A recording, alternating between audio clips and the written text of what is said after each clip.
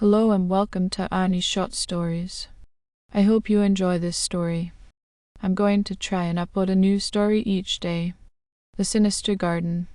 The sky over the Isle of Wight was an ominous grey as Holly Arnold trudged up the narrow, overgrown path that led to the secluded garden. She had recently inherited her great-aunt's cottage tucked deep into the woods on the outskirts of the island. While the house was charming in its dilapidated way, what drew Holly in was the garden, her aunt's pride and joy. Great-aunt Edith had been a legendary gardener, known for her vast collection of rare and exotic plants, some of which couldn't be found anywhere else in the world. Holly had no interest in gardening, but figured she could maintain the basics. She had no idea what secrets the garden held, nor what she was walking into. It wasn't long before Holly found herself standing at the edge of the iron gates that enclosed the garden.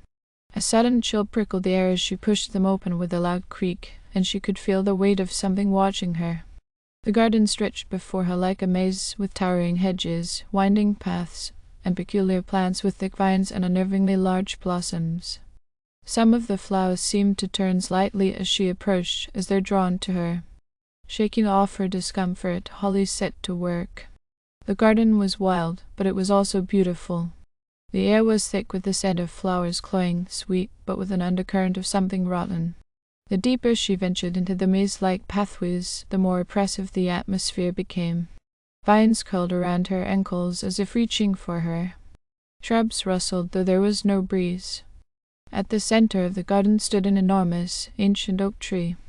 Its branches stretched high above, casting dark shadows on the ground.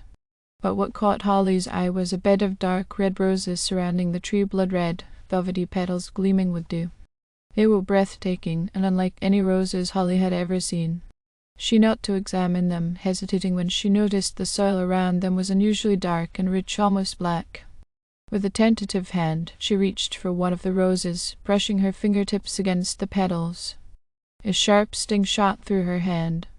Holly yanked her hand back to find a tiny thorn embedded in her skin. A single drop of blood welled up, dark and glistening. Before she could process what had happened, the ground beneath her seemed to shift. She stumbled back, gasping, as the vines at her feet began to slither, winding around her boots and tugging her toward the rosebed. "What's going on?" she whispered, panic rising in her chest. The vines tightened, pulling harder. Holly scrambled to her feet, trying to tear them away, but the plants were strong, unnaturally strong. It was as though the garden itself was alive, intent on pulling her into the earth. Suddenly, a low, whispering voice echoed through the garden, though no one was there. The sound seemed to come from the plants themselves, hissing and murmuring in a language Holly couldn't understand.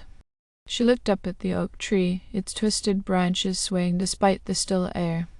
The red roses seemed to pulse, as if in sync with her racing heartbeat. Holly managed to free herself from the vines and ran. But the garden didn't let go that easily. As she fled down the winding paths, thorns reached out like claws, scraping her arms and tearing at her clothes. The once beautiful garden was now a nightmare, its every flower and vine alive with malicious intent.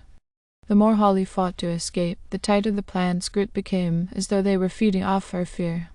She burst out of the maze and slammed the iron gate shut behind her, gasping for breath. Her skin was scraped raw, her clothes torn, and her mind reeling from what she had just experienced. She hurried back to the cottage, locking the doors and windows behind her. But even within the supposed safety of the cottage, she couldn't shake the feeling that the garden wasn't done with her. That night Holly couldn't sleep. Every time she closed her eyes, she saw the blood-red roses, felt the vines tightening around her, pulling her deeper into the earth. Her dreams were filled with images of Great-aunt Edith tending to the plants, whispering to them, feeding them. In the dead of night, Holly woke with a start.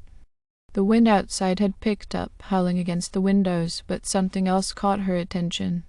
A soft rustling sound, like leaves brushing against the walls. Holly's breath caught in her throat as she peered out the window. The vines, thick, twisted, and writhing, were creeping from the garden, crawling along the ground like snakes. They were moving toward the house. Her heart pounded in her chest. She rushed to the door, locking it, but deep down she knew it wouldn't hold. The garden wanted her, and it wasn't going to stop until it had her. The next morning, Holly decided she needed answers. She couldn't stay here with the garden stalking her. She searched through her great-aunt's belongings, hoping to find something that could explain what was happening. Buried in a dusty chest in the attic, she found a leather-bound journal, brittle with age. The entries were written in Edith's neat handwriting, describing her decades of work on the garden. As Holly read, a terrible truth began to unfold. Edith had not just been a gardener, she had been a practitioner of a dark, ancient art. The plants in the garden were no ordinary flora. They had been awakened through forbidden rituals, given life and hunger. Edith had nurtured them, feeding them with blood, and over time the garden had developed a mind of its own. Holly flipped to the last entry, her heart sinking as she read. The garden demands more than I can give. I fear it will soon turn on me, but I must protect the secret. The garden must live on. Suddenly, a sharp knock echoed from the front door. Holly froze. She hadn't seen or spoken to anyone in days. The knock came again, louder this time. Cautiously, she opened the door a crack, but no one was there. Instead, a single, blood-red rose lay on the doorstep. Her stomach churned as she stared at it, heart racing. She backed away, slamming the door shut, but it was too late. From the windows, she could see the vines creeping closer, reaching for the house like fingers. The walls creaked as the vines wrapped around them, squeezing tighter with every second. Holly rushed to the back of the house, frantically looking for something, anything that could stop them. Her eyes fell on a small garden spade, its blade glinting under the dim light. She grabbed it and ran outside, determined to fight back. But the garden was waiting. The moment she stepped outside, the vines shot toward her, faster and more aggressive than before. She swung the spade, slashing at them, but for every vine she cut, 2 more took its place. The ground beneath her feet shifted, softening like quicksand, threatening to pull her under. The oak tree loomed above her, its branches twisting into grotesque shapes. Holly realized then that the tree was the heart of the garden, the source of its malevolent power. With a burst of desperation, she charged toward the tree, hacking at the base with the spade. The bark was tough, nearly impenetrable, but she kept swinging, driven by terror and adrenaline. The tree groaned, and the ground quaked beneath her. The roses at its base began to wither, their vibrant red fading to black. The vines loosened their grip, retreating like wounded animals. Holly swung again and again, splinters flying, until the ancient oak gave a final, shuddering creak and collapsed. The garden let out a low, haunting sigh, as if releasing its last breath. The vines shriveled, the flowers wilted, and the once beautiful garden fell silent. Gasping for breath, Holly dropped the spade and staggered backward, watching as the garden crumbled before her eyes. The nightmare was over. But as she turned to leave, something caught her eye, a single rosebud, nestled among the dying vines. It was small, barely a bloom, but its color was unmistakable. Deep blood-red. The garden wasn't dead yet, and it would never stop hunting. Holly stood frozen, her eyes locked on the single blood-red bud that clung stubbornly to life amidst the ruin. Exhaustion pulled at her limbs, but a creeping dread began to stir in her chest again. She thought she had destroyed the garden's source, yet here it was still breathing, still waiting. "I need to leave," she muttered to herself, backing away from the charred remains of the oak tree. She had to get off the property, far away from the cursed land her great-aunt had left her. The cottage and everything in it felt tainted now, as though the very walls had absorbed the garden's dark energy. Inside the house, she hurriedly packed a few belongings, her hands shaking.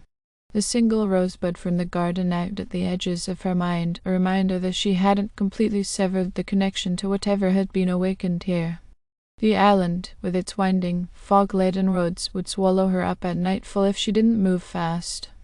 But where would she go? The town was miles away, and even if she reached it, would she ever truly be safe?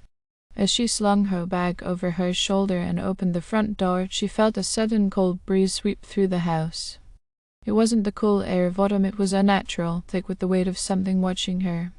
She glanced over her shoulder, and to her horror, saw tiny tendrils of vine creeping under the doorframe, writhing and curling toward her feet. Panic shot through her, and she bolted out the door, slamming it behind her. The sun was beginning to sink, casting long shadows across the property. Every tree, every bush seemed to lean toward her as if silently plotting to ensnare her. She made her way down the narrow path leading away from the cottage, the woods around her growing darker by the second. The birds had stopped singing, and the usual rustling of woodland creatures was eerily absent. The silence pressed down on her, and she could feel the land shifting beneath her feet, as though the soil itself had become an extension of this sinister garden, hungry and alive. As she rounded the corner of the path, the figure of an old woman suddenly appeared, standing at the edge of the woods. Holly gasped, stopping in her tracks. The woman was hunched, draped in a long, ragged cloak, her face shadowed beneath the hood. "Leaving already?" the old woman rasped. Her eyes, barely visible under the hood, gleamed with an unsettling light. "The garden doesn't like it when people leave unfinished business." "And who are you?" she asked. The woman's lips curled into a thin smile. "I knew your aunt well. We were partners of sorts, intending to that garden. She thought she could control it, but she was wrong. You can't tame something that feeds on life itself." "I don't want anything to do with it," Holly said. "I'm leaving this place." The woman shook her head slowly. "You've already bonded with it the moment it tasted your blood. It marked you. You can't leave now." "Marked?" The old woman took a step forward. "You see, dear, the garden has always been more than a collection of plants. It's a living entity, older than the trees, older than this island. Your aunt, she awakened it, and now it's awakened you. She hadn't asked for this, hadn't wanted any part of it. But the truth weighed heavily on her. She had bled in that garden, and something had changed within her since then. A dull throbbing had begun in her hand where the thorn had pricked her, and she could feel the pulse of the garden deep in her veins. "No," Holly whispered. "There has to be a way to stop it. The garden can't be stopped, but it can be appeased." "Appeased? The how? You must tend to it," the woman said. "Feed it. The blood it craves must be given willingly." Holly took a step back. "No, I won't do that. I'm not like my aunt." The old woman's eyes darkened. "You are like her. The garden knows its own." Before Holly could respond, the woman seemed to fade into the darkness of the trees. The garden's presence pressed in on her, suffocating, as though it was pulling at the very edges of her soul. The path before her seemed longer, the shadows stretching like tendrils, waiting to wrap around her if she hesitated. Holly turned and ran, her heart pounding in her chest as she raced down the path, the twisted branches of the trees clawing at her as if trying to drag her back. She didn't stop until she reached the main road, where the town's dim lights flickered in the distance. Breathless, she looked over her shoulder at the path she had just fled, the forest now seeming impossibly distant, yet somehow still close. As she made her way into the town, Holly's pulse slowed, but the dread lingered. Even in the comforting glow of the streetlights, she couldn't shake the feeling that something was watching her, following her. She reached the old pub at the edge of town, the one she had passed when she first arrived on the island. It was quiet inside, and she gratefully sank into a seat by the window, trying to calm her racing mind. But just as she began to relax, something caught her eye, a figure standing just outside, shrouded in shadow. Her heart skipped a beat. It was the old woman, watching her from across the street, her eyes gleaming with that same unsettling light. And in the woman's hand was a single, blood-red rose. The room seemed to close in around Holly as she realized the terrifying truth. The garden hadn't let her go. It would never let her go. In the pit of her stomach, she knew that the Sinister Garden had only just begun its claim on her. Thank you for listening. I hope you enjoyed this story. Please don't forget to like, and even better, like and subscribe. Thank you very much, and I hope you have had or have a great day.